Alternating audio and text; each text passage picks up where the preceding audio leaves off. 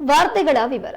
ಇತ್ತೀಚೆಗಷ್ಟೇ ಭದ್ರಾವತಿ ತಾಲೂಕಿನ ಶಿವಮೊಗ್ಗ ಗ್ರಾಮಾಂತರ ವಿಧಾನಸಭಾ ಕ್ಷೇತ್ರದ ಮೈದೊಳಲು, ಆನ್ವೇರಿ, ಮಲ್ಲಾಪುರ, ಹನುಮಂತಪುರ, ನಿಂಬೇಗೊಂದಿ ಸೇರಿದಂತೆ ಬಹಳಷ್ಟು ಹಳ್ಳಿಗಳಲ್ಲಿ ಸುರಿದ ಭಾರೀ ಮಳೆಗೆ, ಅಬ್ಬರದ ಗಾಳಿಗೆ ಸಾಕಷ್ಟು ಅಡಿಕೆ ಮರಗಳನ್ನ ಕಳೆದುಕೊಂಡಿದ್ದ ಬೆಳೆಗಾರ ಮತ್ತೆ ನಿನ್ನೆ ಸಂಜೆ ಇದೇ ಶಿವಮೊಗ್ಗ ಗ್ರಾಮಾಂತರ ಕ್ಷೇತ್ರದ ದುಮ್ಮಳ್ಳಿ, ಸೋಗಾನೆ, ರೆಡ್ಡಿ ಕ್ಯಾಂಪ್, ಒಡ್ಡಿನಕೊಪ್ಪ, ಸೋಗಾನೆ, ಬೇಡ್ರಹೊಸಳ್ಳಿ, ಸೂಗೂರು, ಬುಳ್ಳಾಪುರ ಸೇರಿದಂತೆ ಹಲವೆಡೆ ಅಪಾರ ಅಡಿಕೆ ಮರಗಳು ಬಿದ್ದಿವೆ. ಹಳೆಯ ಕಹಿ ನೆನಪು ಮಾಸುವ ಮುನ್ನವೇ ಮತ್ತೆ ಹೀಗೆ ಸಾಗಲು ಸಾಲು ಸಾಲಾಗಿ ಕನಿಷ್ಠ 15ರಿಂದ 20 ವರ್ಷಗಳ ಹಿಂದಿನ ಕಷ್ಟಪಟ್ಟು ಸಾಕಿದ್ದ ಅಡಿಕೆ ಮರಗಳು ನೆಲಕ್ಕಿರುಳಿರೋದು ಅಡಿಕೆ ಬೆಳೆಗಾರರನ್ನ, ರೈತರನ್ನ ನಿಜಕ್ಕೂ ಆತಂಕಕ್ಕೆ ದೂಡಿದೆ.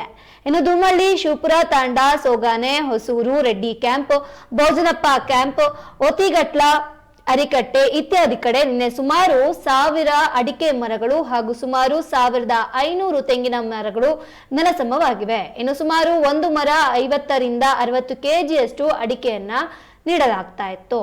ಸೊ ಇದರಿಂದ ಒಂದು ಅಡಿಕೆ ಮರಗಳು ಹೋಗಿದೆ. ಇಲ್ಲ, ನೀನೇ ನಿಮ್ಮ ಅಪ್ಪ ಸೇರಿರ್ತು.